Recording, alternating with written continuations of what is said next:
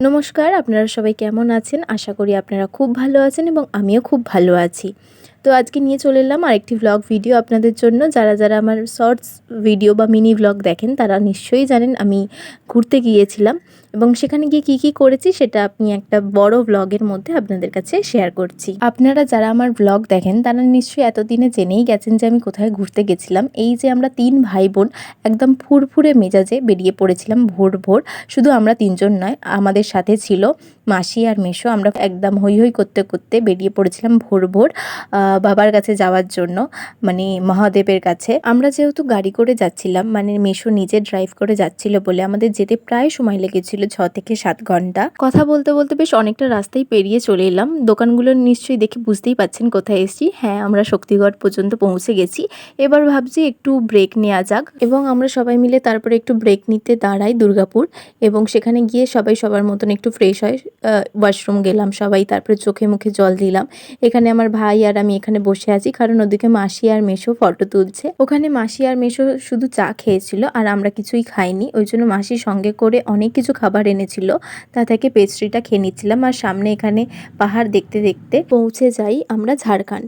আর চোখের সামনে পাহাড় দেখতে পেয়ে সে যে আমার কি মজা আপনাদের ভাষায় প্রকাশ করে বোঝাতে পারবো না। যাই হোক, আমরা পৌঁছে যাই ঝাড়খণ্ড। এবারে নিশ্চয়ই বুঝতেই পেরে গেছেন আমরা কোথায় যাচ্ছি। হ্যাঁ, আমরা বৈদ্যনাথ ধাম যাচ্ছি। মহাদেবের কৃপা আছে বলেই হয়তো এই বয়সে আমার সৌভাগ্য হয়েছে যে জ্যোতির্লিঙ্গ দর্শন করার। আপনারা কে কটা জ্যোতির্লিঙ্গ দর্শন করেছেন সেটা আমাকে কমেন্টে জানাতে পারেন।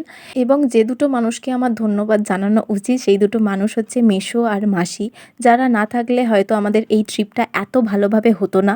ওখানকার রাস্তাঘাটগুলো না খুব ভালো ছিল, মাঝখান দিয়ে রাস্তা, দুপাশে গাছ দিয়ে ভরা। তো আমার তো খুব ভালো লেগেছে। কিন্তু সেদিনকে ভীষণ গরম থাকায় আমরা খেয়ে নিয়েছিলাম একটু আখের রস, যেটা খেয়ে আমাদের খুব শান্তি হয়েছিল, কারণ ভীষণ গরম বাইরে। আপনারা তো জানেনই কিছুদিন আগে যা গরম পড়েছিল। তারপর তো ওখানে পৌঁছে আমরা একটা হোটেল খুঁজে সেখানে গিয়ে ফ্রেশ হয়ে চলে যাই খেতে। কিরে কি খাচ্ছিস মেনুতে? রাইস, ডাল আর মিক্স ভেজ। সব আজকে ভেজ খাচ্ছি কারণ কালকে পুজো দেবো, কালকে পুজো দেওয়ার পরে ননভেজ খাবো। যারা আমাকে চেনেন, যারা আমাকে জানেন তারা জানেন যে আমি ভেজ খাবার খুব একটা পছন্দ করি না, আমি ননভেজ খেতেই বেশি পছন্দ করি। কিন্তু আমি জানি না কেন ওখানকার খাবার দাবার এত সুন্দর ছিল, ভেজ খাবারও আমার খুব ভালো লেগেছে খেতে। তারপর আমরা খাওয়া দাওয়া করে চলে যাই রুমে এবং রুম থেকে একটু রেডি হয়ে বেরিয়ে পড়ি একটি মন্দির দর্শনের জন্য। আমরা যাচ্ছিলাম বাসুকিনাথ টেম্পেলে। যাই হোক, পাহাড় দেখতে আমরা বিকেলবেলাতে বেরোই এবং ওখান থেকে প্রায় 2 ঘন্টার রাস্তা ছিল বাসুকিনাথ টেম্পল। তো আমরা চলে যাই এবং আমরা সন্ধ্যের মুখে গিয়ে পৌঁছাই ওখানে। আপনারা সবাই দেখতেই পাচ্ছেন মন্দিরটা কি সুন্দর দেখতে লাগছিল রাত্রিবেলা, মানে সন্ধ্যেবেলা আর কি। যাই হোক, তারপরে আমরা দাঁড়িয়ে পড়ি লাইনে ভিতরে যাওয়ার জন্য। এখানে দেখে বুঝতেই পাচ্ছেন আমরা কত সুন্দরভাবে দর্শন পেয়েছি মহাদেবের। তারপরে আমরা এরকম মানে একটু আশীর্বাদ নিয়ে, সবাইকেই উনি একটু আশীর্বাদ করে দেন এবং মাথায় আমাদের এরকম একটু তিলক পরিয়ে দেন। তারপরে সব একটু আশপাশটা ঘুরে বেরিয়ে আসি আমরা বাইরে অনেক দোকান ছিল, সেখানে এসে আমরা একটু মজা করছিলাম। ধার দেবো, কিন্তু ধার নেই। ধার দিয়ে কি করবো? যুদ্ধ লড়তে যাবো। যুদ্ধ লড়তে যাবি? বন্দুকগুলো আসলে এখানে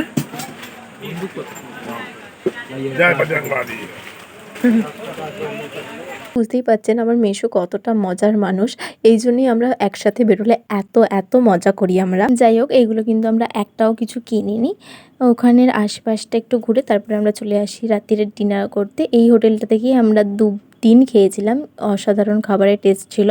রাত্রিরেও আমরা ভেজ খেয়েছিলাম। আপনারা হোটেলের ভেতরটা দেখতেই পাচ্ছেন। আর খাবারের টেস্ট নিয়ে তো কোনো কথাই হবে না। আমরা রাত্রে নিয়েছিলাম রুটি আর মাশরুমের তরকারি, যেটাও খেতে অসাধারণ ছিল।